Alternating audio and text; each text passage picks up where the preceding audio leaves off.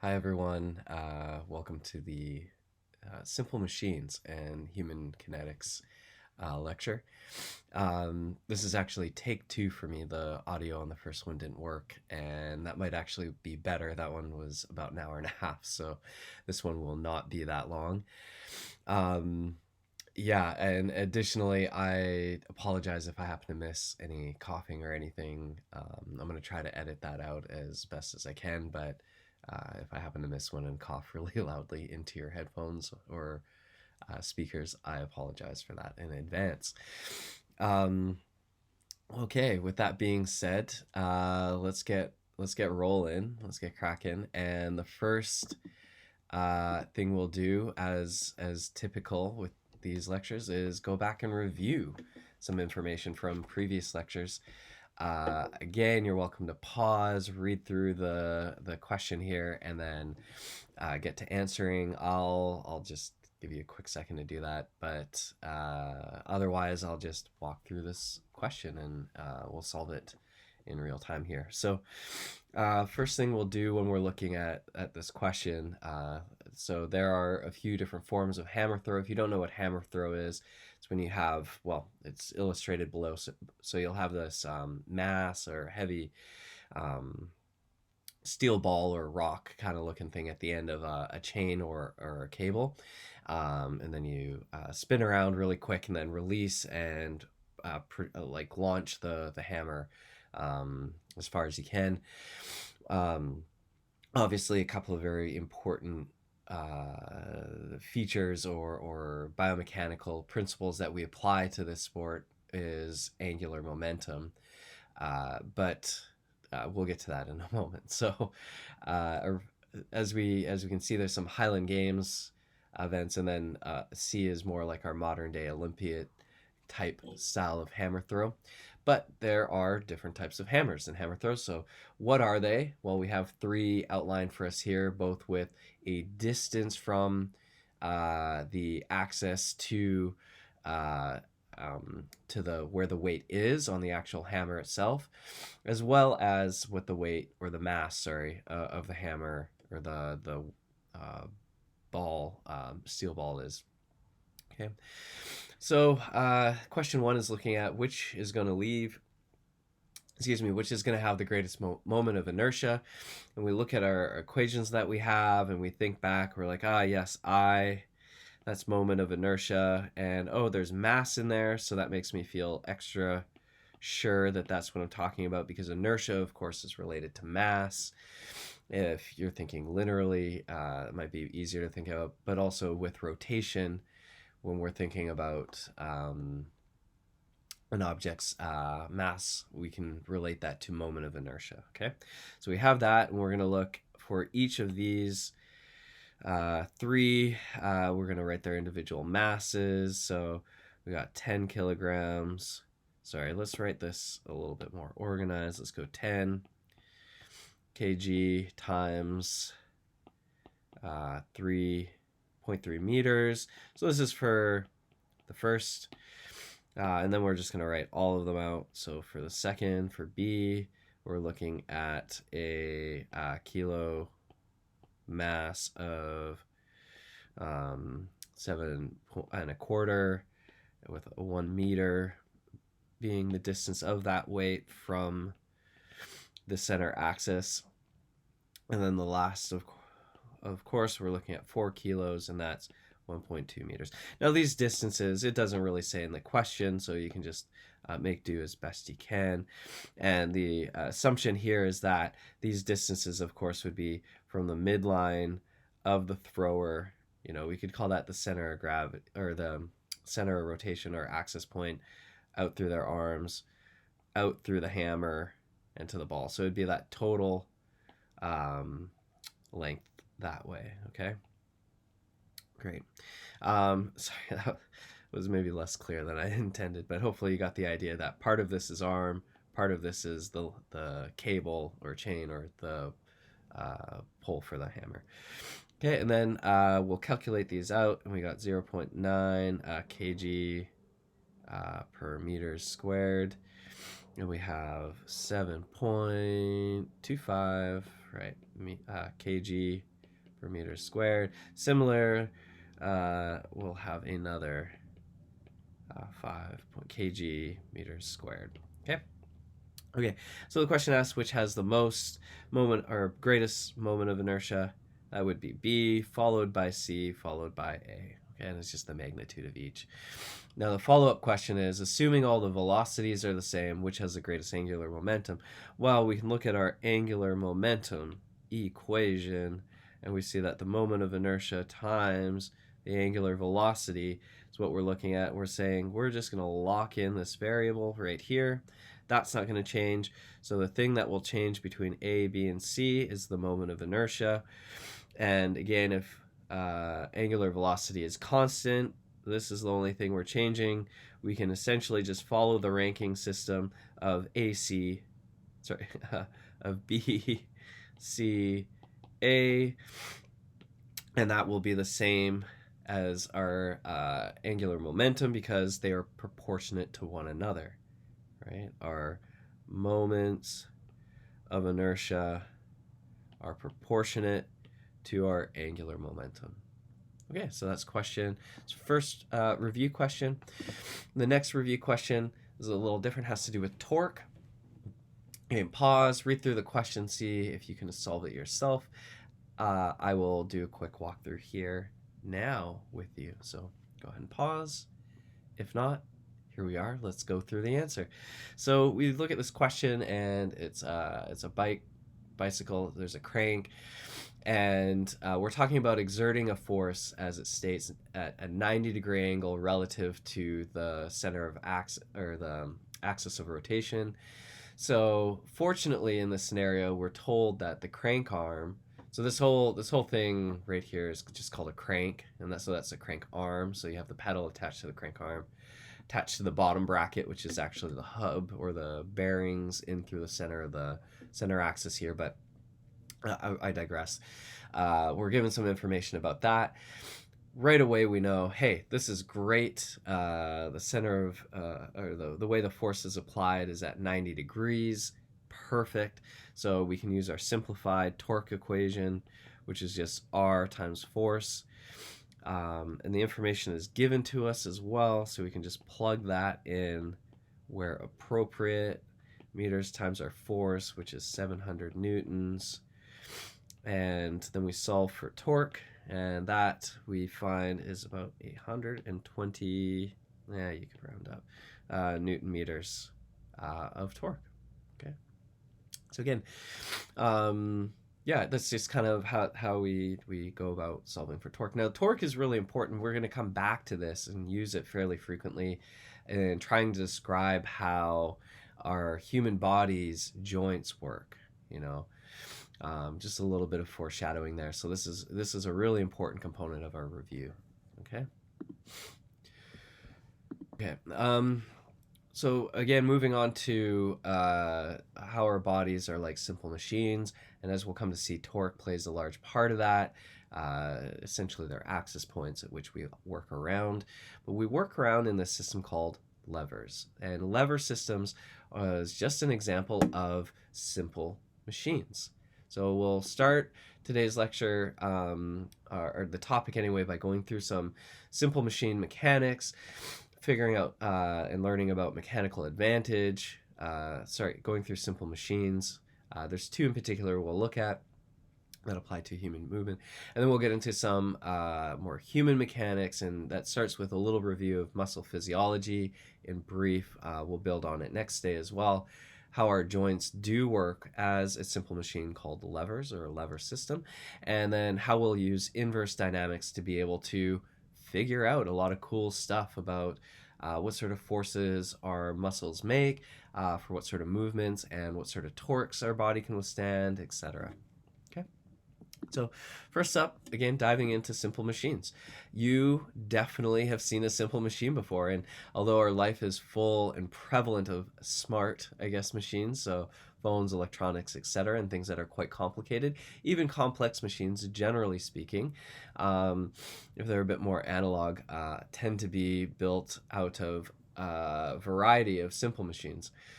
Okay, so a pulley is one example. A lever, as we'll talk about in quite a bit of detail, is another. Wheel and axle, obviously, we see in bikes and cars. A wedge, so an example would be an axe. Inclined plane. So inclined plane, and then screw is a simple machine, believe it or not. So when we're addressing simple machines, one of the things we're looking for is gaining a mechanical advantage. So we want to be able to make our lives easier, right? Hopefully all machines in one way or another does that. That's the point. And one of the large jobs that simple machines have for us is taking a small amount of input force and giving us more output force, okay? And there's a few different ways that that can happen. So one of the ways we measure mechanical advantage, or MA in this case, is we simply look at this ratio. You know, how much force do I put in to the system? And we look at simple machines as a system. And how much do I get out? So how much is the force on the output? And typically, if you can imagine, a larger number on top means a better mechanical advantage. For example, 10 newtons on versus 1 newton in, 10 newtons out, you know, being on top, that's going to give us a ratio or a multiplier of 10. 10's a great mechanical advantage, right? So it's definitely better than just getting a 1-for-1 return on the force input. Okay. Now, ultimately, there are some cases where the amount of work or the amount of force that we put in isn't always what we get out, but we'll take a look at that a little bit later. Okay. So when we're looking at the end goal, you know, we want to decrease the input force needed to complete a task. And one of the ways we can look at this is by looking at the total amount of work needed to be done, okay? And or more importantly, how that work is carried out, okay? So when we take a little peek here at a pulley system, now we can ignore all of this for a moment, but if we just look at this one pulley system, we can see that the amount of work that we pull in, so we pull down, gives a tension force along the rope, we get one equal and opposite unit on the way back. So we could say the mechanical advantage has a ratio of 1. So 10 newtons, 10 newtons, 1 newton, 1 newton, whatever it happens to be, right? But we can also notice that on the system that we get a 1-for-1 on the distance that we pull the rope, okay? So, you know, if I pull the rope 1 meter on this side, it's going to move 1 meter on this side. And therefore, I could say the amount of work based off of the force and distance it's applied on the one system is the same as the other. Now, let's move over to this 2-pulley system, okay? We'll go through it kind of step by step here. So what we see is when we pull on this one side, we'll call this the excuse me.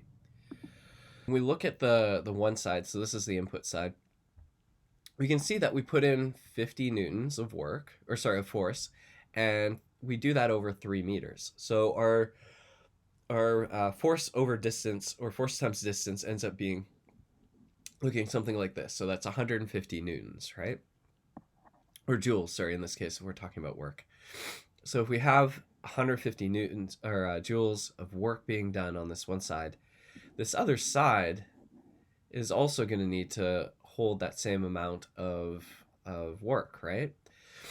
So what happens is we actually decrease the distance at which the force is applied, which allows us to move double the force. Okay, let's look at that just a couple more ways, just to make sure that that kind of sinks in.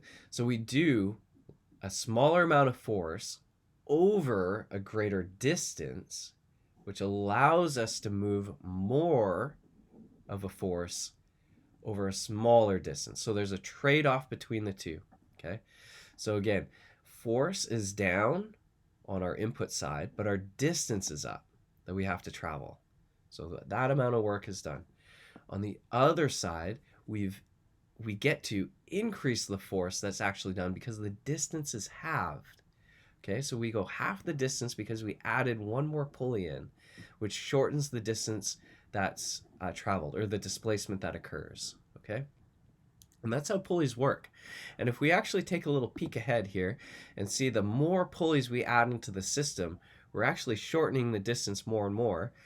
We go from having the distance to 1/3 to a quarter, and again, so on and so forth. And so what ends up happening at an eventual point in time is the friction between the bearings and the pulleys and the rope and the guides and whatever, it ends up not being as efficient. It's not quite half, not quite a third, a fourth, etc. The more you add on, the less precise or accurate that is. But that being said, if you're in a gym and you're using a cable machine or something like that to move weights, you're probably not going to have too many more than 2 or 3 pulleys put in place. And so through that, you can figure out how much force is being decreased as far as how much you have to pull versus the actual weight on the pulley system. Okay, so again, greater distance, less force. Less distance, more force. Okay, and that's good when we're trying to move a force that's too large for us to move. Okay, we're going to look at this similar idea, similar concept in a slightly different way. Okay, so levers.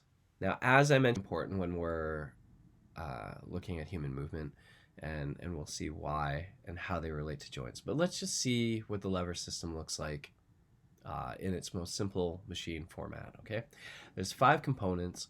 So we have an effort being applied on the effort arm, which is this little bar here, that has some center, or it has a fulcrum, so it's tipping a rotational axis point or its pivot point. And then we have the side with the load, or whatever we're trying to move, on the load arm. Okay, so again, we have an effort and load arm, which can be thought of as like an input and output arm as well. We have our fulcrum, and then we have our effort or input, and our load, which is our output. Okay, so when we look at this equation, we think force output. Well, we think what's this? What's the amount we're actually able to move out there on the other side of this lever? Force input, this is how much we're pushing on the lever. Okay, now when we're moving a lever, it's kind of like a pry bar. Okay, so if you are having troubles kind of thinking what a lever might look like, a teeter-totter is one example. Using a crowbar would be another, or a hammer. So yeah, well, you can kind of imagine that, and we'll get to more examples of that in a moment.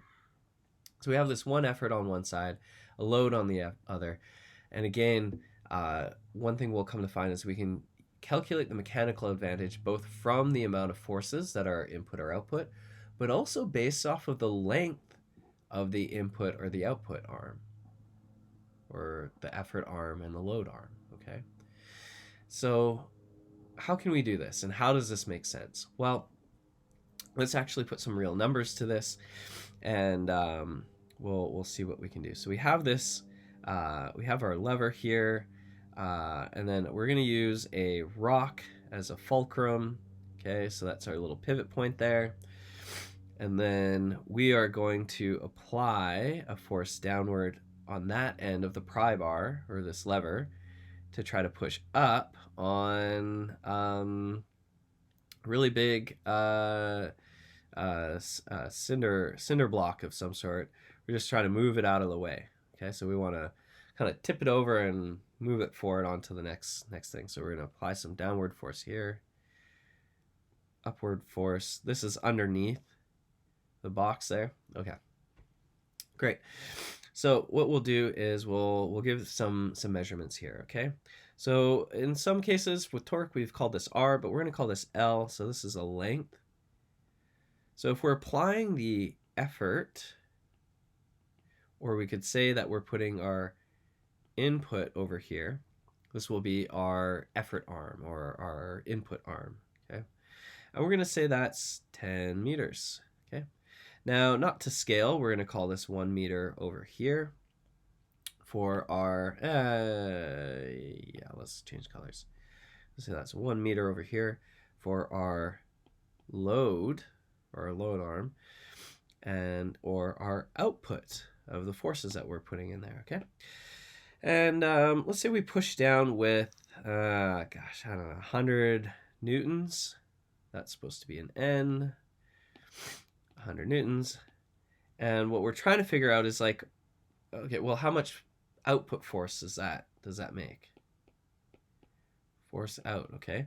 And that will give us an indication of what our mechanical efficiency is and that sort of thing. So what we can do, because the work overall, so the distance and the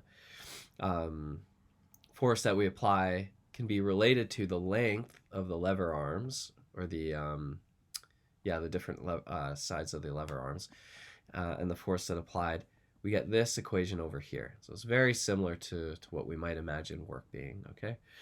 But instead, we use length of the lever of whatever each side of the lever arm is and the force. And this is what we can do with that. So if we take a look here, we can say, okay, on my input, let's go force in, length in, times the force out, length output. So we're going to see over here, this is our input side, right? We have 100 newtons times 10 meters equals, well, we don't know the output, times our 1 meter, okay? And if we're trying to figure out that output, whoop, we put that over there. 100 times 10 is 1,000 Newton meters divided by our 1 meter, and that, of course, equals 1,000 newtons as our force output. Cool, okay? So what we're saying here is we put in 100 newtons, we got out 1,000. That's a good deal, right? But how else could we figure this out? Well, we can look, if we look at this equation, we can figure out some mechanical advantage, okay? So MA equals our force output over our force input. So we put in, as I was just saying, 100 newtons, and we got out 1,000 newtons. So does it equal 10? Great. So we kind of say we have like a 10-time multiplier of however much force we put in on the way up. We can also go, now this is, just watch for this, we can have our input length over, our output length. The length of the output. So that's flipped relative to the force. Okay, but let's see why that might be the case. So our input arm was 10 meters, and our input length, our output was 1 meter. What does it equal? 10. Ah, great, that worked out perfectly. So regardless of which one of those two approaches you can or want to take, you can get the same answer. Now, should we explain why that is? Sure. Yeah, let's just do this in this case over here.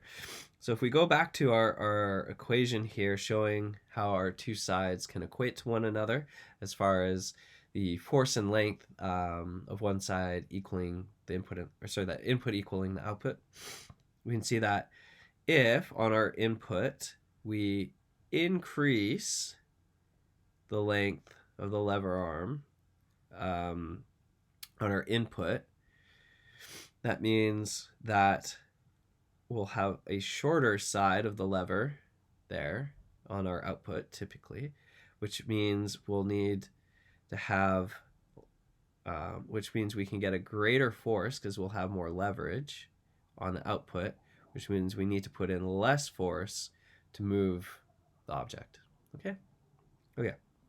So this is generally how this lever system can be calculated and figured out. Remember that the input is just the length from the effort in to the fulcrum, and the output is from the fulcrum or the axis point to where the load is. Okay, and those can change.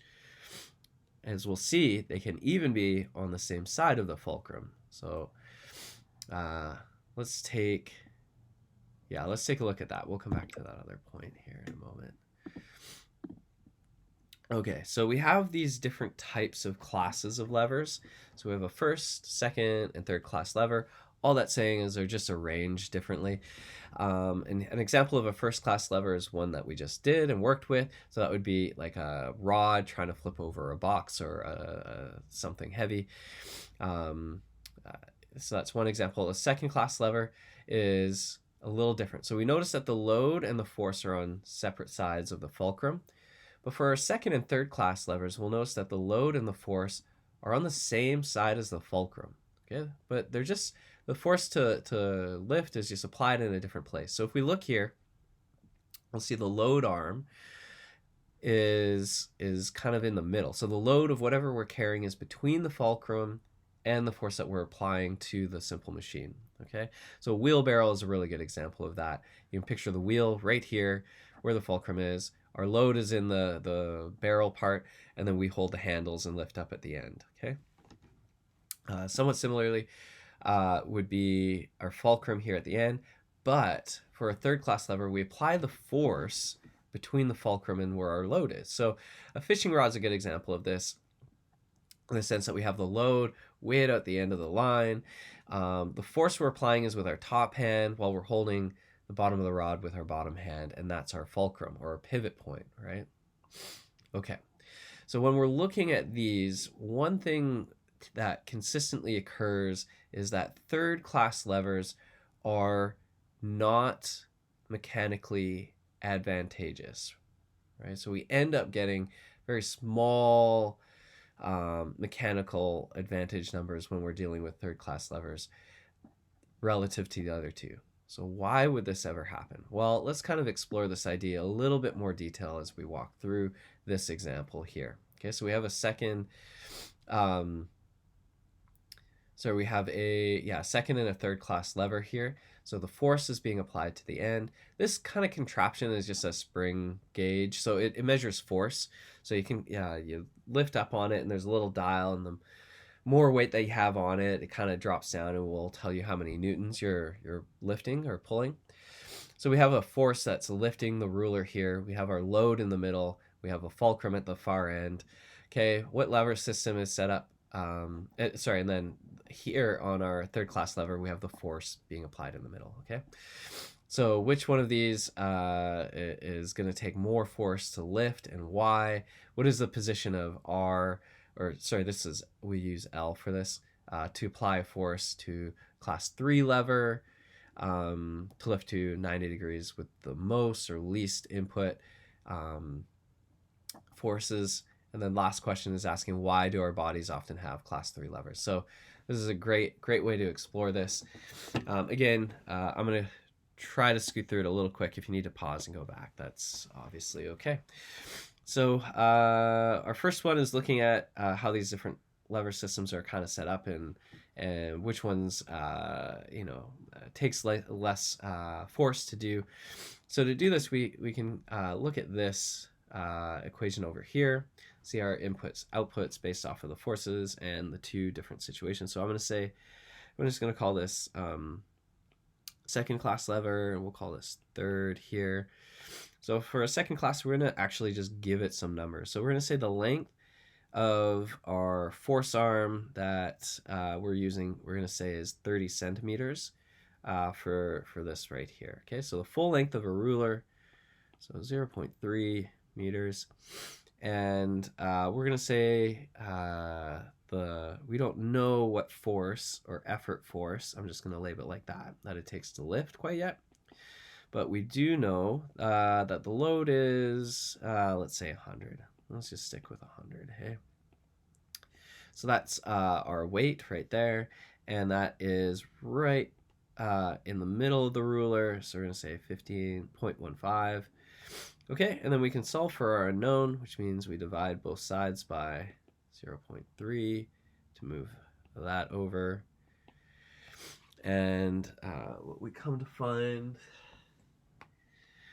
our calculator go.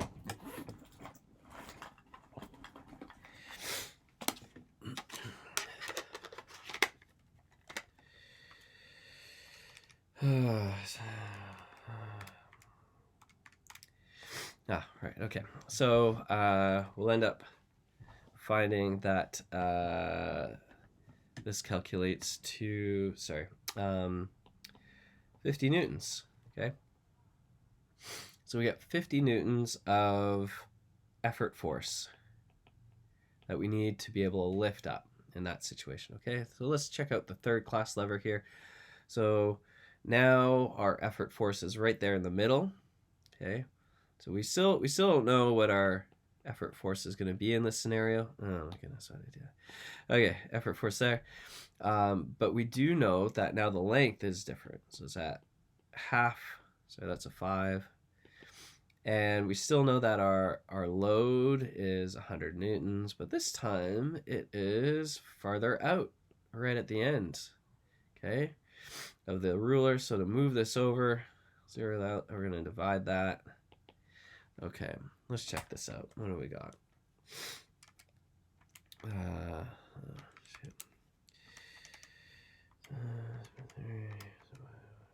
Okay.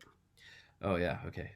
200 newtons of effort force.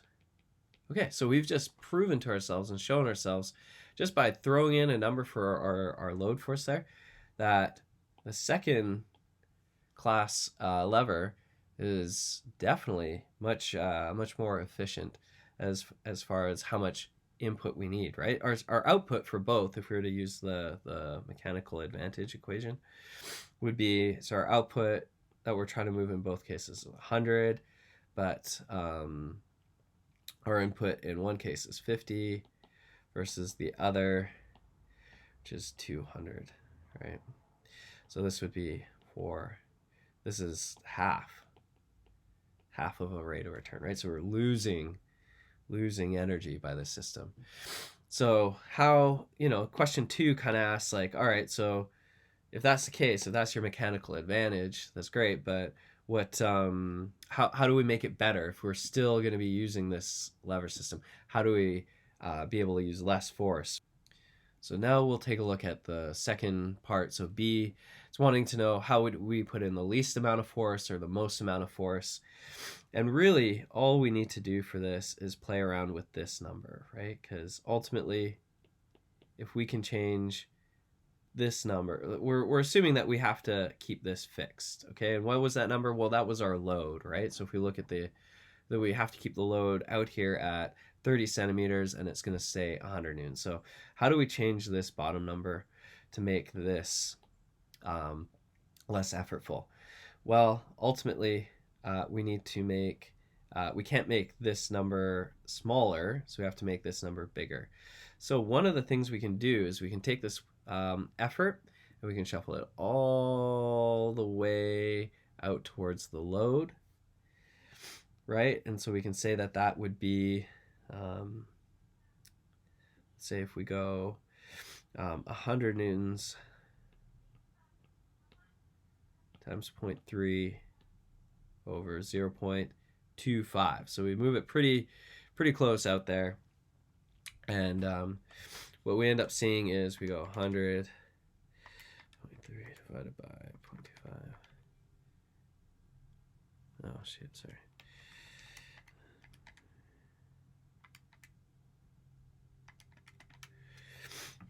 So now we get 120 newtons, right?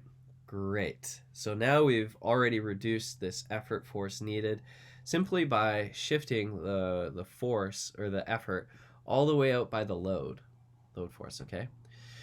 Now, if we did the opposite, we maximize the force, we do the opposite, right? So we still have this, I should have just wrote 30, but that's okay. So we still have this component here, which is our output force, over top of our new distance that we're going to move this. So again, instead of being right in the middle or right by the load force, we're going to put it all the way over by the fulcrum. So we're going to say 0. Let's put it like 5 centimeters out. Okay, we'll take a look at what that is.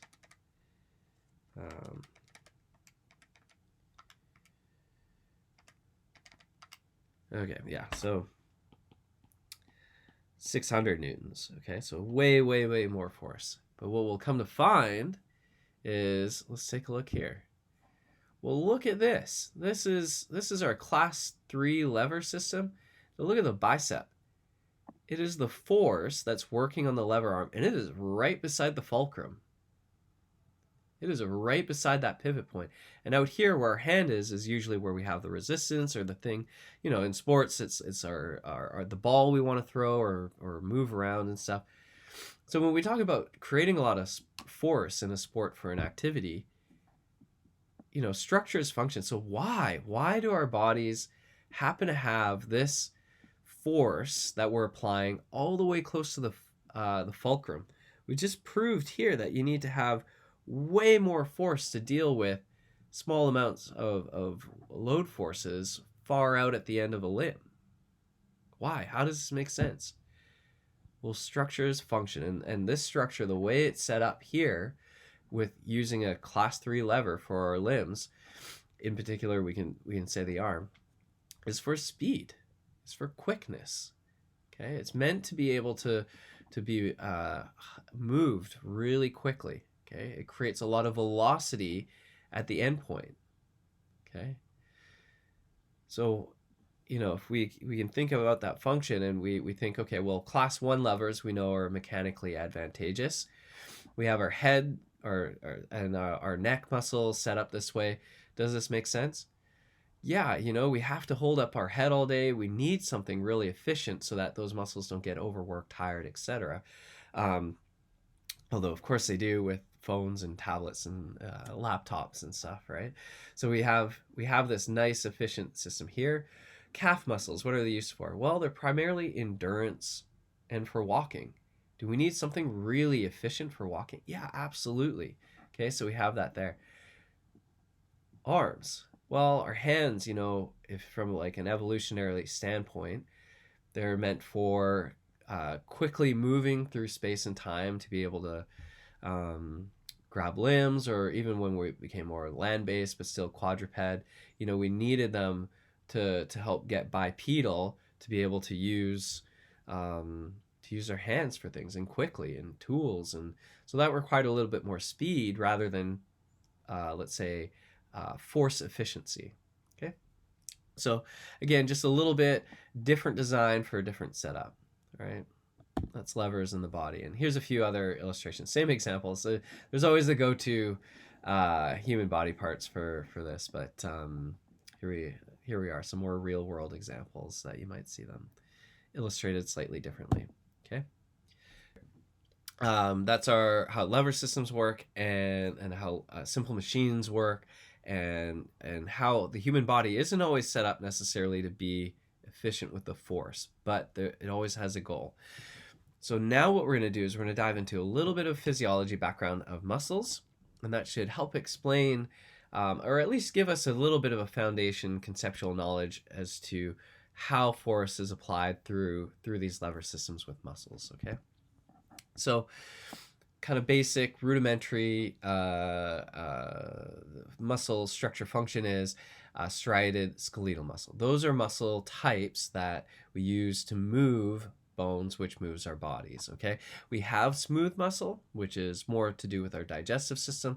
We also have cardiac muscle, which is found in the heart, and that's meant to pump blood around the body. Okay, now each of these have a different histology or cellular makeup as far as their composition, energy production, and structure. But we'll just focus on the skeletal muscle, so you don't need to memorize that. The one thing that you should note is that there's these striations, so very ordered kind of rows of what we'll come to find as muscle fibers, okay? And in particular, contractile fibers. Now, the way these striated muscles are kind of set up in our body, there's quite a few different orientations, but we're primarily just going to look at the two that kind of work at contracting and pulling end to end, versus some that are more circular and will close in, or angular. And really it's just for simplicity's sake when we're looking at the application of forces. Okay. So the primary muscle types we're looking at are just going to be uh, unidirectional in its contractions. Okay, so what does a muscle look like and how is it set up structurally? Well, you kind of have, picture this to start with. Okay, so you have, we'll look at it two different ways. So you have a bunch of cable fiber that's stuff inside of like a coffee straw. And then you have a bunch of coffee straws with those cable fibers stuffed inside of like big gulp straws or just regular drinking straws. And then all of those drinking straws or big gulp straws are all saran wrapped together. And that's kind of the structure for your muscle. So we start again from the outer wrapping, and we'll call that whole wrapping your skeletal muscle. So you can think of like your bicep muscle. And then when we look into one of those smaller groupings, so we'll look into like the big gulp straw, we see that that's called a muscle fascicle, and in there's a whole bunch of coffee straws, okay? But if you look in one of those coffee straws, there's all those brush cables that we had, and if we pull that out, that's when we actually have the muscle fiber, so those little cables. And in that muscle fiber, we have these long, different myofibrils, as they're called, okay? So it gets quite small. But when we talk about a muscle fiber, the functional unit of that is called the sarcomere. We can see a highlighted version of that. So again, here's the myofibril, here's the sarcomere, and this is the functional unit. A whole series of sarcomeres is a myofibril. Okay, so muscle fiber. Yeah, so it gets quite, you get this row on row on row on row on row, smaller and smaller. Now, the interesting thing about this in the sarcomere that we're going to look at is this is its structure. And the way muscles contract and get shorter and produce all the force they do happens at these itty bitty little tiny subunits between what's called a thick, so this purple filament, and thin filament, okay? And these little globular heads on the thick filaments act like paddles of a canoe, okay? And so you can see them set up in the middle of these thin filaments. And so the thick filaments, essentially what they do is they pull along the thin filaments and they close together the thin filaments to contract. And so if you can think of that at every single one of these layers, so sarcomere layer, and then a myofibril layer, and then you have like hundreds of thousands, millions of these little sarcomeres contracting across the whole larger structure of the skeletal muscle. That's how we end up getting enough force to contract our muscles, to move, to perform high performance sport and movement, which is just mind blowing. I think this is some of the coolest, wildest stuff that we do, right? So at its most fundamental structural unit, this is how force in the body is created. Okay, and what we come to find is that length, or where that setting point is between where these paddles on the canoe of the thick filaments sit relative to the thin filaments, will dictate how much force can be produced by that sarcomere, and then largely, or more so, the whole muscle, right? So if you look here, we got peak force at a certain resting point where we kind of have this happy medium of overlap between the canoe paddles and the water, so to speak. If we get too short, so it's already fairly contracted, all the sarcomere lengths, you have nowhere else to go. You can't produce more force. It's already kind of set, right? Whereas on the opposite end, if you're too far apart, the paddles can't hit any water to help pull the canoe along, right? So you actually get less force produced there. And this is actually a really good reason, now that I think about it, to explain why when you do static stretching before you exercise, they don't suggest to do that anymore, right? Because you can get injured, right? You do dynamic warm-ups, you kind of like move around and stuff like that, get the muscles warm, but you don't sit there and do like a long static hold anymore. One of the reasons is it puts muscles at a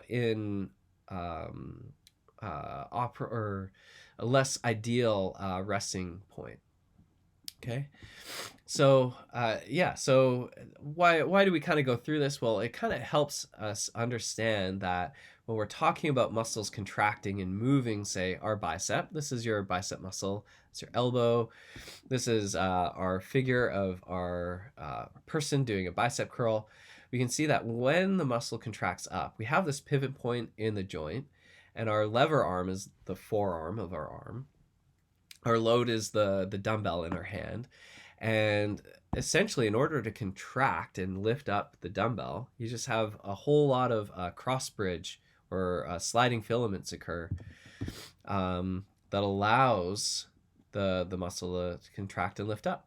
Okay, so that's called a concentric contraction. On the other end is when you're lowering the weight, and that's when the muscle fibers start to let go. And they don't canoe paddle forward. Essentially, they just lift up their paddles. You can think of it that way, and the muscle gets long again. So it kind of resets, okay? So it doesn't, just to be really clear, and the point of this is muscles don't push away at the limb, okay? So they can only contract and lift up. So when, for example, we look here at the bottom, which is there's no movement occurring, so that means, is the muscle contracting? Well, yeah, it gets to a point where it holds at a certain force a position in the arm and isometrically holds with no movement. So we know that systems can have net forces equaling 0, where there's no work, so no force over a distance being done. But obviously the muscle needs to produce some sort of force to keep the system not moving, right? What does that sound like? Hopefully there's some alarm bells going off and you're thinking, equilibrium. Excellent. That's exactly what I'm hoping you would catch. So, for example, we can have equilibrium in all these sort of situations. And again, the joints act like levers. And we can also, if we think about levers, act like rotational movement, okay? So we have an axis point or a pivot point. So what happens when we have forces acting around an axis point? We have rotational movement, right? Where there's rotational movement, torques are involved. And so this is where we're going to look at how we can figure out torque and or forces around a joint. Okay, so we can use our knowledge of levers, torques, and equilibriums or statics to use this kind of idea of inverse dynamics, which can get really complicated, and it's really cool if you are able to measure all the right stuff. But we'll definitely work on slightly simpler systems, for example, like static systems. Okay, and we can apply torque about the axis point of the elbow and figure out all the forces involved in a system to determine, for example, how hard is a bicep muscle working, okay? So part of this, when we start determining how to use this inverse dynamics, yes, we need to figure out where our pivot point is, and we define that. But like something like a spine, if you think about it, it's actually multiple joint segments across the whole spine, right? So are we going to try to measure every single joint and figure out what the torque is there? No. So we can make some assumptions that when we're looking at the whole spine, we can clarify where we want our points of torque to be assessed. But when we do that, for example, we have a center of gravity in our torso that creates a new force. Like the weight of our torso out over top of that pivot point is going to create torque, right? So because of that, we really need to define what our system is. And again, if we assume the whole upper body as what's called a rigid body, so you can think of your spine, if it was just by itself, as like a wet noodle kind of resting on the bones, can flop around. But if we just assume it's one rigid body, we can take that and just work with it as a single system. Okay, we just have to define really well where its center of gravity is and what sort of weight and or mass it might have. Okay, so let's actually do this. So I'm gonna walk through this one with you. The next equation will be up for you to kind of practice and trial out. And I'll do my best to work along here with some different changing colors. But yeah, let's just take a look at this, okay? So how much torque does a bicep need to have to isometrically hold? Sorry, and it should have been how much force does the bicep need, not torque, to isometrically hold the weight of the book. And we need to include the weight of the arm in this equation, okay? And so to do this, we can look at this and we're like, isometric, bing, bing, bing, bells go off, equilibrium, Great. So we know that when we look at this, we're gonna have torque, and it looks like it's going clockwise. And I'm just gonna use common language here to start us off. I'm gonna say the book is moving in a clockwise position, and the arm weight is going to be moving in a clockwise position. The only thing helping the hand and arm move in a counterclockwise way, or in other words, holding the whole system in equilibrium, is going to be the bicep. Okay? And so if we know that the torque clockwise is equal to the torque counterclockwise, what we can see is we can just fill in some of our favorite equations here that we have to represent those numbers, okay? So let's start doing that. So our book is in blue. So let's say, no. Let's try this. Let's start with our bicep. So if we look at our bicep, we're going to see, okay, it's 90 degrees here. We don't need to worry about sine, so we can literally just say force of the bicep times the distance away that it is from the center axis point is sufficient for torque for that, okay? And then we can go, we'll look at our book. Our book is also 90 degrees, great. So instead of force of the book times the distance away the book is from the axis point. And again, you might note they're on the same side of this fulcrum, right? If we're talking lever arms and stuff, doesn't matter. We still need to just say the distance away from the center point or the axis point, okay? But we can say instead of force, we can say the mass of the book times gravity, okay? And then, of course, we're going to add the arm. And in this scenario, let's go purple for arm. In this scenario, we see the center of gravity, we see the mass of the arm. So from that center of gravity, we'll just consider it uniform there. We're going to say the mass of the arm times gravity times the distance away. Oh, we're not filling that in yet. Okay, good. Okay, so from here, we can say, oh, hey, you know what? What are we trying to solve for? The force of the bicep. So this is our unknown variable. So to figure that out, let's get rid of that. Okay, so to figure that out, I'm just going to do some fancy footwork here. Paste. Okay. So to do this, I want to divide both sides by r. So I'm going to move that variable over there.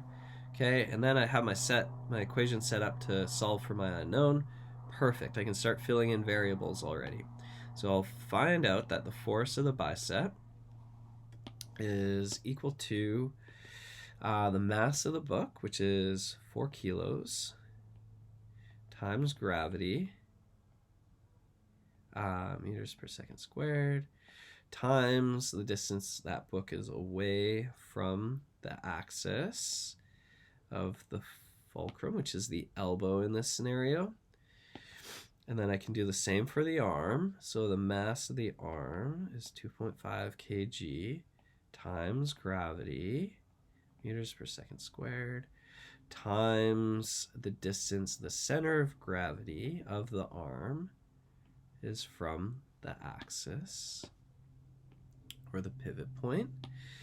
And then last but not least, where the bicep is, okay, away from the axis point, okay? And so from all that, we can figure out pretty simply what the force of the bicep is. And if you calculate that out, we end up seeing that we have a 470 Newton, looks like counterclockwise force that the bicep is working at in order to just hold the system balanced and equal in isometric form, okay? Great. So now the next part of the question is looking at mechanical advantage. So we take a look here at, let's maybe keep some of those. let's keep that around. Mechanical advantage. So what is the formula for that? Well, it's the force output versus the force input. And we can see that the bicep is going to be considered the force that we put in. Okay, so our force in is 470 newtons. Okay, but what's the force output? So what are we actually trying to lift and move here? Well, there is two ways you could go about looking at. You could just say, I just want to know how much it is to move the book alone, but be a bit more precise. We can include the arm. Okay, so more or less, we're just taking. No, I can't do that. Let's write it out again. Let's go. So we have the book weight and the arms weight. Sorry, I'm writing that funny. Oh my goodness. Okay, so sorry, just to be clear, this is the weight in kilos of the book times gravity and multiplied by the weight of the arm. Okay, so we don't need the distance. We're just purely looking at the forces involved here. Okay, and when we calculate that out, we actually get to see, there we go, that's the answer. So this is 63.7 newtons over 470 newtons.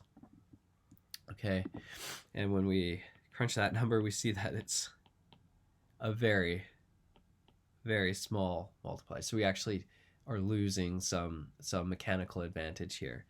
And again, we've spoken about this a couple of times. The reason for that is, you know, the setup for our arm or upper arm anyway is built more for speed, production, how fast can we get our hands moving versus, say, mechanically efficient, advantageous setups like our head, neck, or our calves. Okay, great.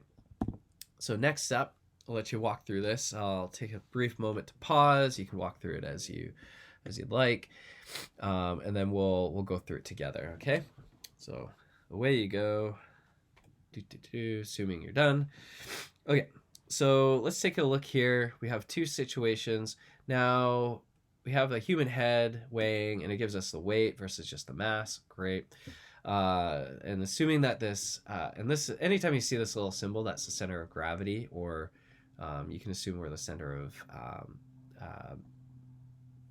mass or whatever for that segment is being applied. So assuming that we have a rigid body, so again, that is just one solid piece, not multiple joints and vertebrae, is about 0.1 meters long on a single pivot point at C7. So we're just isolating a single vertebrae here and saying everything above that is a pivot point, which anatomically is, you can do that. So how much torque does the spine experience at C7? Okay, and it gives us two different angles at which the head is going to be. And obviously that's going to change what sort of torque is being applied to that, because the farther out our head, the weight of our head gets, it's going to, well, let's just see. Okay, so first up, we're going to look at our equations, and we can see that the torque equation we need to use does include sine theta, because it's not going to be applied perpendicularly, the forces involved. So we can say torque equals r force sine theta. And if that's the situation, we can also know that in this case that our force that's being involved is a mass times acceleration, and the acceleration in this case is gravity. And so mass times gravity is weight. So we can fill that in over here. Torque times r times weight times theta. Again, I'm just taking this and replacing with that. And then we can do our two equations. So in the first scenario, we see that r is equal to 0. That's, oh my goodness, that's a 0. Let's try again. There we go. 0.4 meters times the weight, which we're going to say is 54 newtons times sine theta in the first case is 30. Okay, and you know what? I know I'm going to have to just like rinse and repeat this equation, so I'm just going to go ahead and do the same thing for my next calculation, set myself up. Oh my goodness, 60. Okay, so what do these equal? Well, let's find out. Once we crunch these numbers, we'll find that this is 2.8 Newton meters of torque, and that this is 4.7 Newton meters of torque. And there you go. So hopefully you found that out. It was hopefully not too challenging. The interesting thing about this is, and you might have come across an article that said this, but because we use smartphones and devices and people's posture is so poor and stuff, our bodies are actually adapting to this. And you can see the article calls it horns coming off the back of your occipital bone, but it's just because there's more torque when your head is farther forward, then the muscles have to work harder on the bone at the back of your skull. And so because of that, what ends up happening is your bone is constantly remolding based off of what sort of forces you apply to it. So some people have their heads so far forward so often of the time that the bone's actually starting to remold and remodel and build more bone at that point. So it looks like you have kind of two little horns coming off the back of your base of your skull where your neck muscles attached to your head. Again, it's just trying to compensate for that increased torque and that's occurring in forces. Okay, so a little bit of a fun fact there for you. Scoot your head a little bit. Okay, so activity. Here we are. This one. You know what? You can try to go through this on your own. Give it a go. I think you have some tools in your tool belt now by this point in time that you can do it. Go for it. Again, I'm going to walk through. There's a pretty good color-coded answer key for this question that's kind of up next after your learning objective. So fret not if you need something a bit more finite to look at, but I'll try to go through this and color-code it as best I can, okay? Okay, so hopefully you've gone and given it a try. Here we are back again. All right, so we look at this equation and, okay, so we kind of assess, there's someone doing an iron cross, the rings are acting upward, 250, we see that in the diagram. Shoulder adductor muscles, okay, they've grouped a whole bunch of muscles together for us. Here's the force of the muscles, and we see that there's an angle they're operating at, great. Maintaining a static equilibrium, great. This is really helpful. So now we know that both sides of this torque equation need to equal one another, both the clockwise and the counterclockwise for torque and forces that are involved. If their arm has a mass of 7 kg, good. So that looks like the center of gravity for their arm right there.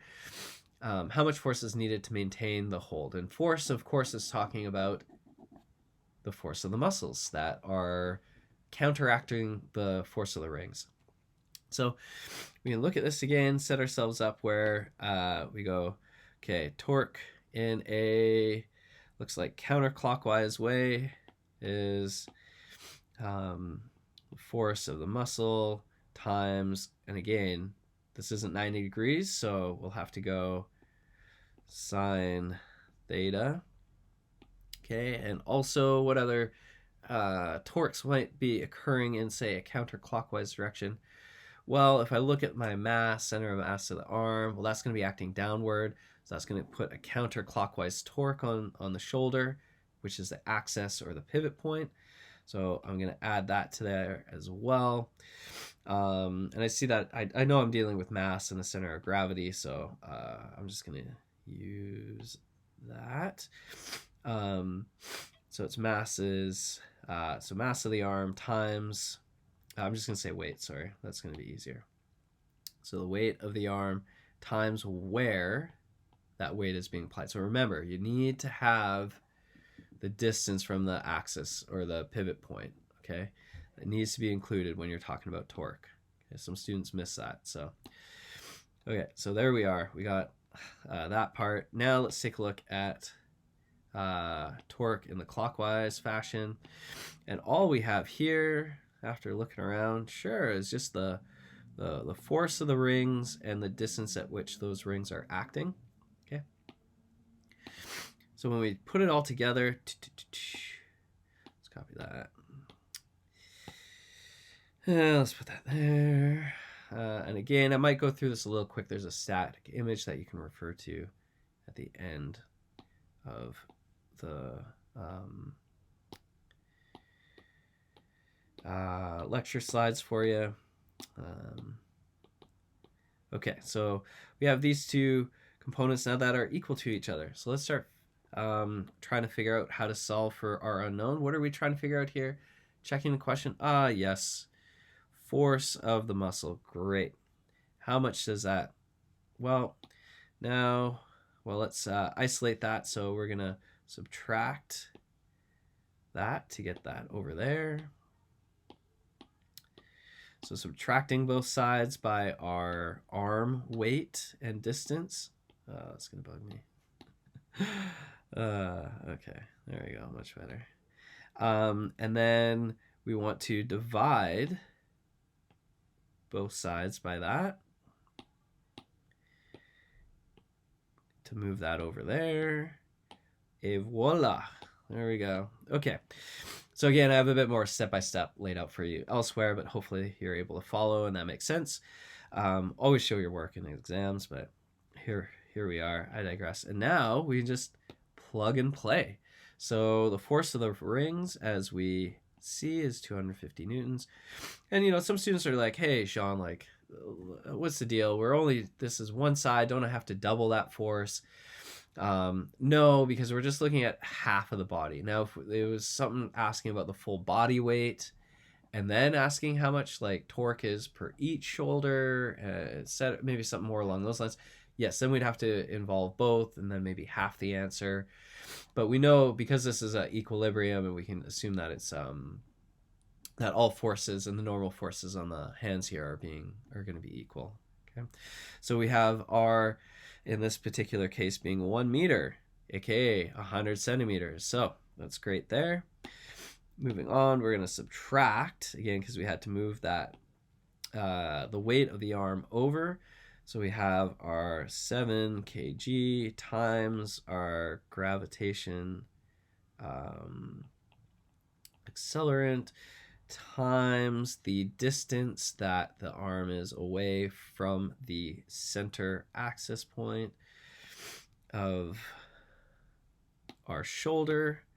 And then we're going to put that all over the distance of the adductor muscle, so like lats and primarily lats. That distance looks to be 6 centimeters, so 0.06 meters times sine times 50 degrees is our theta. There we are. So that's our force times muscle. And then just number crunch. And lo and behold, the answer we get is 4,848.8 newtons. Okay. There you are. So through this, we can figure out how much force, is needed by the lat muscles. Now, similarly, on this point, why would we ever want to use this? Well, we can actually kind of flip this around and potentially, you might have to do this at some point in time, where we could figure out how much the adductor muscles of the shoulder, where they attach, how much force they can produce and withhold and withstand for an athlete before they get up and try an iron cross. We can actually ensure that, potentially they have enough strength to perform this exercise, because it is very challenging. And for sure, the shoulder joint is not made typically for strength. It's more for mobility and range of motion. So being able to figure out ahead of time if an athlete could withstand the hold rather than just getting up there, trying it and having an injury, you could actually calculate it out. So yeah, there you go. That's the activity for you. Here's some learning objectives. And as promised, there's the more color-coded, maybe better looking version of what I had there, okay, for the iron cross question. Yeah, as always, feel free to ask questions, reach out, email, set up Zoom chat for office hours, whatever the case may be. Go back, rewatch some of this. Again, practice exam is out there, floating around, might have a similar question to this, so you can return to this for figuring that out. Okay? All right. Thanks, everyone. Hope you have a great rest of your day.